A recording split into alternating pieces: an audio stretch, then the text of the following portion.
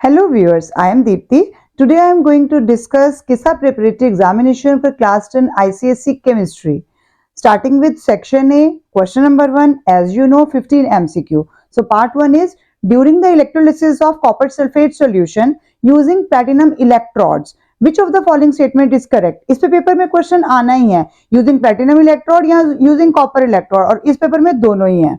Which of the following statement is correct? P is when the deposition of copper ions is completed, then electrolysis of water takes place. और Q है the blue color of solution gradually fades due to reduction of copper 2 plus ion. Nature of electrode आपने पढ़ा हुआ है, copper की electrode हमने use नहीं करे तो ऑब्वियसली कलर फेड हो जाएगा. तो इट मीन्स यहाँ पर कौन सी स्टेटमेंट करेक्ट है? Both P and Q. It means part 1 option number C is correct in this case. Coming to part 2. Arun tested his salt solution by adding ammonium hydroxide dropouts. Chapter 4. आपको पता ही है, आना ही आना analytic chemistry में से. Forming a dirty green precipitate. Dirty green precipitate अगर होती है तो वो फेरस यानी Fe2+ की होती है और अगर रेडिश ब्राउन होगी तो Fe3+ की होगी. On adding excess ammonium hydroxide precipitate अभी भी इनसॉल्युबल ही है. तो cation present in the salt is, तो कौन सा केटायन हो जाएगा? कॉपर आयन, जिंक और कैल्शियम या आयरन. तो आपको पता ही है option number D is correct in this case. Now coming to part 3, calculate the volume occupied by 3.4 gram of ammonia at STP. तो पहले हमें अमोनिया का मॉलिक्यूलर मास निकालना है. अमोनिया इज NH3, तो कितना हो गया? नाइट्रोजन का 14 और 3, इट मीन 17 ग्राम है 1 मोल का.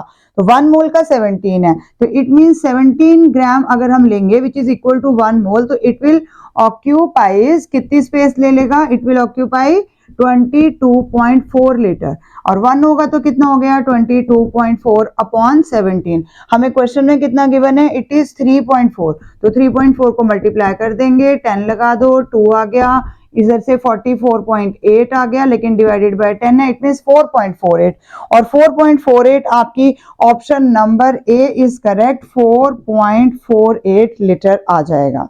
Next is the equation below shows the reaction between element M and dilute hydrochloric acid. कोई भी मेटल अगर डाइल्यूट HCl के साथ रिएक्ट कर रहा है और हाइड्रोजन गैस को रिलीज कर रहा है, इट मींस वो क्या हो गया? रिएक्टिविटी सीरीज में हाइड्रोजन से ऊपर हो गया, यानी ये डिस्प्लेसमेंट रिएक्शन फॉर्म हो रही है जिसमें MCl2 मींस सॉल्ट बन रहा है और साथ में हाइड्रोजन गैस रिलीज हो रही है.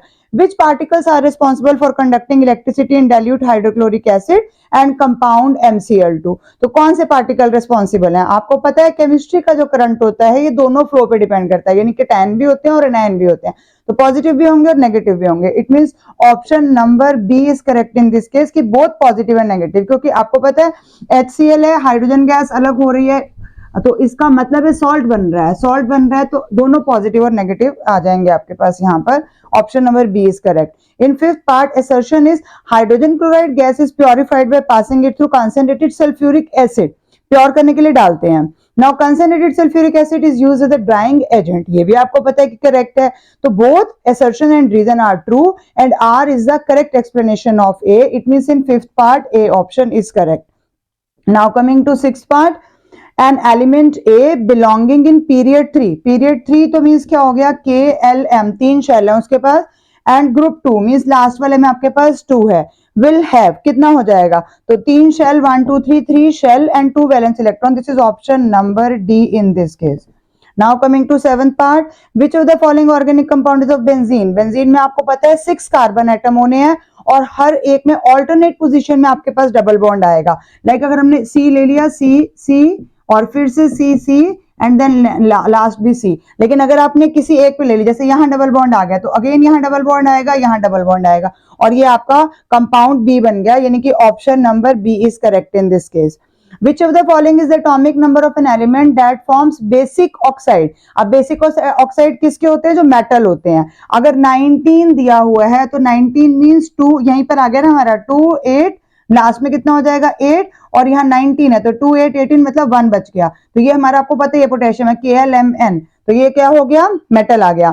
तो कौन सा है जो इसमें से बना सकता है? 18 वाला तो इनर्ट गैस हो जाएगा, 17 वाला हेलोजन हो जाएगा, तो 19 वाला बनेगा आपके पास यहाँ पे. Option number C is correct in this part. Now, a sulfate which forms a gelatinous white precipitate with sodium hydroxide and is also soluble in excess of it. Again, analytic chemistry, पहले NH4 का आया था, अब NaOH का आ रहा है, sodium hydroxide. तो कौन सा होता है वो sulphate? It is zinc sulphate. It means option number B is correct in this case. Now coming to 10th, which of the following electronic configuration suggests an element with the highest electropositivity? Electropositivity मतलब negativity का opposite हो गया। High electron negativity किसकी होती है? Non metals की होती है। और पॉजिटिविटी किसकी होती है? मेटल्स की होती है। जिनमें से मेटल कौन सा है? 2 1 वाला मेटल है। 2 7 वाला भी मेटल आएगा लेकिन उसमें ज्यादा हो जाएंगे, साइज छोटा हो जाएगा। तो इलेक्ट्रोपॉजिटिविटी के हिसाब से अगर हम देखेंगे, it is option number A. Now coming to part 11। In 11th part, assertion is alkali metals are stored under oil to prevent reaction with air. ठीक है, आपको पता है उसको केरोसिन ऑयल में स्टोर करते हैं। Then next is alkali metals slowly react with oxygen and moisture in the air.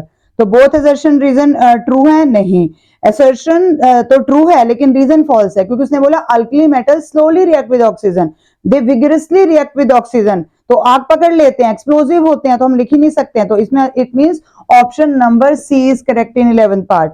In 12th, what is the ratio between the volumes occupied by carbon dioxide and hydrogen? कितना कितना मास दिया हुआ है, मतलब ग्राम में दिया हुआ है, वो हमने देखना है इसके अंदर। अब अगर आपके पास एक है कार्बन डाइऑक्साइड और दूसरा आ रही है आपके पास हाइड्रोजन, कितना है इसका? 22। पहले इसका हम मॉलिक्यूलर मास कैलकुलेट कर लेते हैं। Carbon, for carbon it is 12 and for oxygen it is 16 into 2 means 32। और नीचे कितना हो जाएगा? 2 into 1। इट मीन्स ऊपर कितना आ गया? 44 और नीचे कितना है? 2 है। ये तो इनका मॉलिक्यूलर मास है। अब हमने देखना है क्वेश्चन के अकॉर्डिंगली। यहाँ पर हमने 22 ग्राम लिया, 44 नहीं लिया, 22 लिया।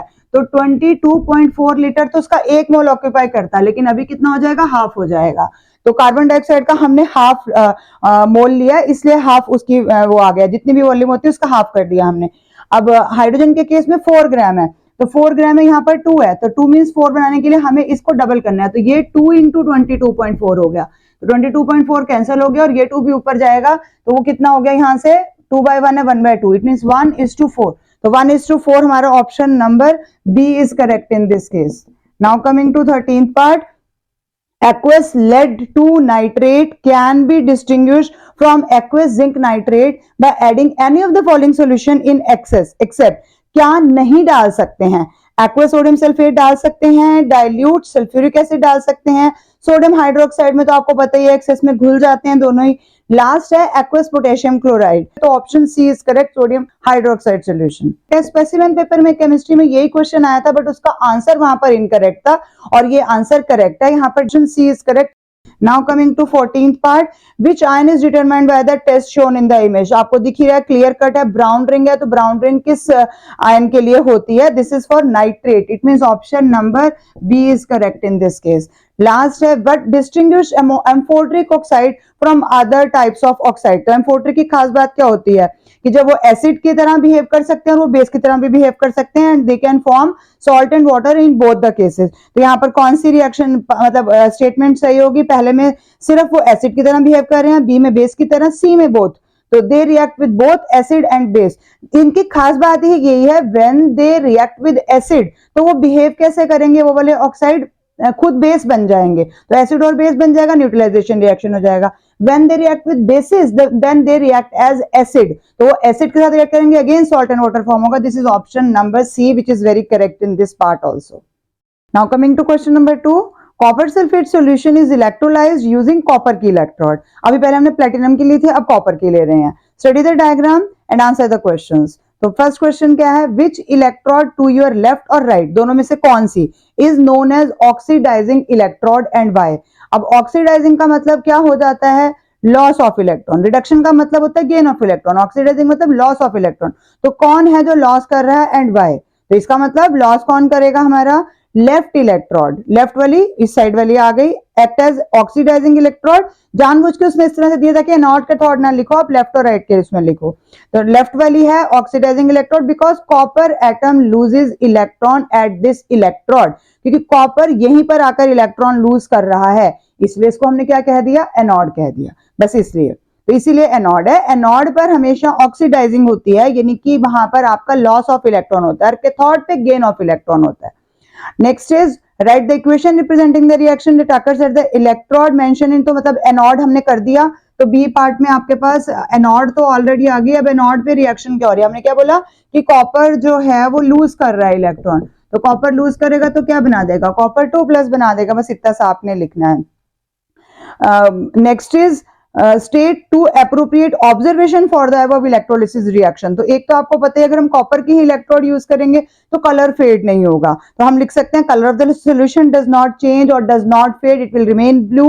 और दूसरा हम लिख सकते हैं reddish brown copper is deposited at cathode, ये तो हमने एनोड की लिखी है, यही जब Cu2+ वहां पर जाएगा तो वहां जाकर फिर से ये रिएक्शन करेगा और कैथोड पे जाकर डिपॉजिट हो जाएगा। तो reddish brown copper is deposited at cathode, ये भी तो सेम ही रिएक्शन है, तो इसी के ऑब्जर्वेशन में हम ये भी लिख सकते हैं, बोथ पॉइंट्स आर करेक्ट। अब सेकंड आ रहा है मैच द फॉलोइंग। तो मैच द फॉलोइंग में आपको पता ही है सल्फ्यूरिक एसिड, अब अपने प्रोसेसेस को और दी गई स्टेटमेंट्स को पहचानना है। तो सल्फ्यूरिक एसिड कॉन्टैक्ट प्रोसेस किसके लिए यूज करते हैं, for the preparation of sulphuric acid only, तो कॉन्टैक्ट प्रोसेस के साथ यानी कि 2 के साथ कनेक्ट हो जाएगा।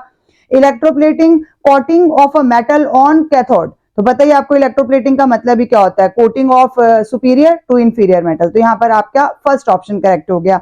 Next is carbon tetrachloride CClO4, आपने बुक में कहां पढ़ा है, ये आपने कंपाउंड में पढ़ा है, कोवलेंट कंपाउंड का एग्जांपल है CCl4। नाउ कंप्लीट शेल, जिसकी कंप्लीट शेल होगी which is a noble gas, जिसका outer most electron shell complete होगा। Alkali metal means potassium, sodium, lithium, rubidium, ये सारे आपके अल्कली मेटल आ गए which form strong alkalis, तो इसलिए हम उनको अल्कली मेटल्स बोलते हैं। Now coming to third part, which are fill in the blanks. Complete the following by choosing the correct answers from the bracket.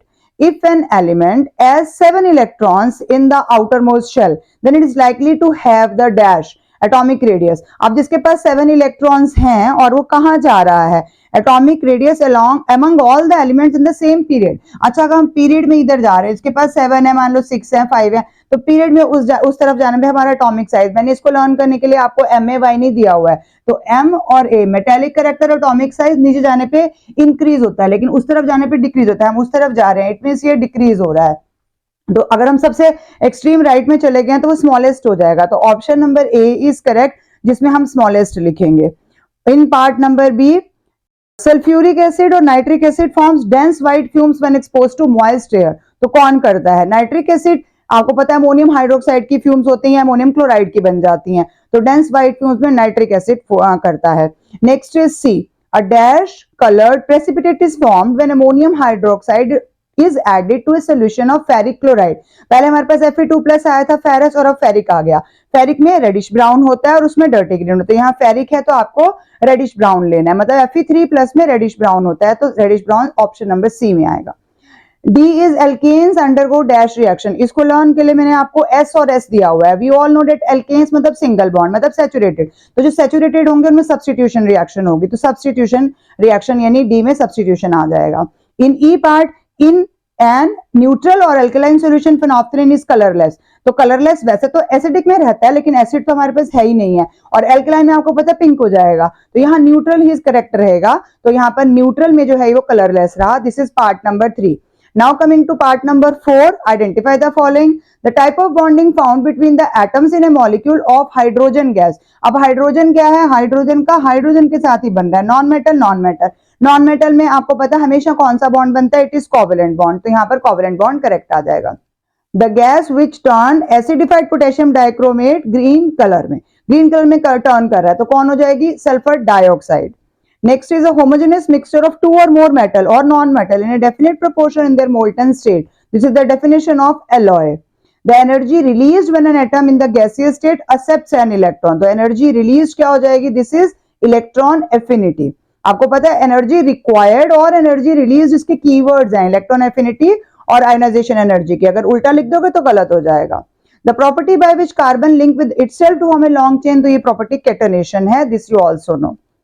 Now draw the structural diagram for the following compound, तो structure तो आपको draw करने पड़ेंगे तभी समझ में आ पाएंगे।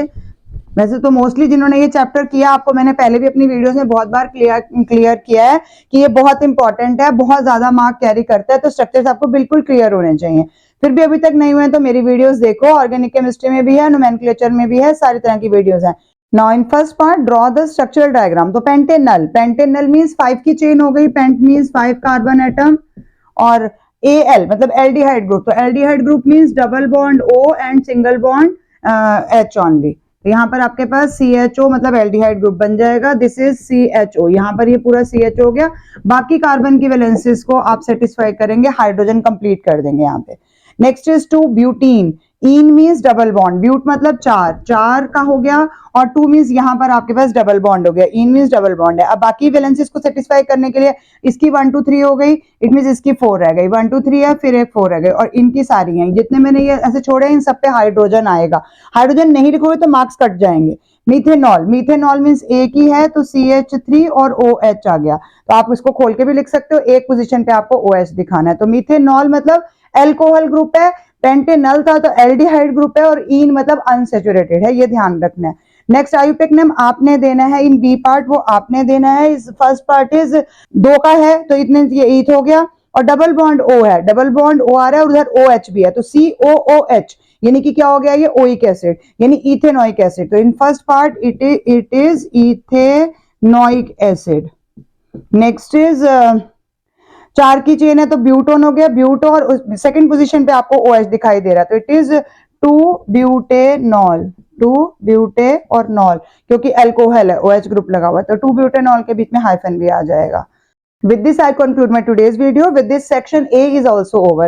And one request from my side, please don't ask again and again for the paper link. I have already told you that I have shared the link in the videos which I made for my members only. तो या तो आप उसके पहले मेरे member बन जाइए तो आपको क्वेश्चन पेपर का लिंक खुद ही मिल जाएगा। मैं एक स्टूडेंट के साथ अलग अलग तो शेयर नहीं कर सकती हूँ, और अगर मैं इतना भी डिजर्व नहीं करती हूँ कि पूरा साल मैंने आपके साथ मेहनत करी है और अभी इन दिनों में मैं और मेहनत करने वाली हूँ, अगर इतना भी डिजर्व नहीं करती कि ग्रीटिंग कार्ड भी नहीं आता 60 रुपीज में, वो भी मैं आपकी तरफ से डिजर्व कर सकूं, तो फिर कोई बात नहीं, थैंक यू, कोई बात नहीं, आप खुश रहिए।